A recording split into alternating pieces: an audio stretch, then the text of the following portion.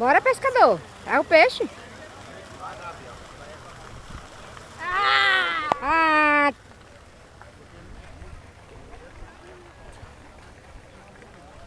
Ah, não deu nenhuma. Não, uma só. Pois joga de novo, hein?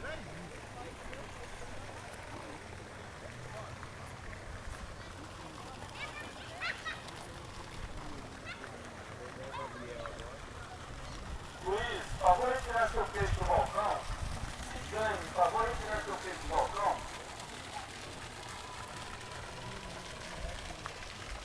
Cadê o pescador que não pegou bosta nenhuma ainda? Tem peixe nessa porra? Tem certeza? Não. O peixe tá dormindo agora.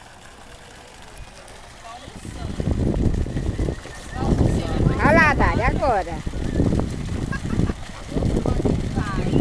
Meu peixe vai dar um saco. Porque tá faltando um, só tem um ali dentro. Já, moleque?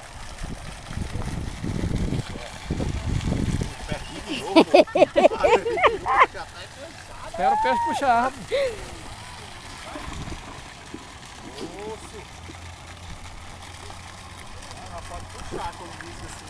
É, não, aqui nem esse aqui já foi ela também, quer ver?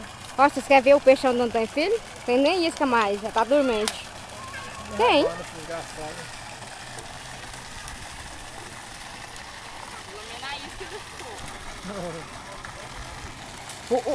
O pescador da área ele não tem paciência, não. Ele tem que deixar o trem de molho, ele só joga e puxa de volta. Se não tem filho, vai pegar agora. Nem que seja as folhas lá de baixo. Tá filmando o que aí? Eu tô filmando tua vara dentro da água. Tu mandou filmar, não mandou? É pra baixo da égua você tá. Olha, tá aqui, ó. Tava lá, tava filmando, tu puxando a tua isca. Não, não vai ficar com essa coisa parada, tem que ficar se rodando. Não, pô. o coitado, tu que a máquina te deu, tu pode sair aí filmando. Deus os detalhes aí, não vou não. Poxa, eu fico filmando só a água. Eu tô vendo tua vara aqui de dentro. Pelo menos na vara eu tô vendo, ali não.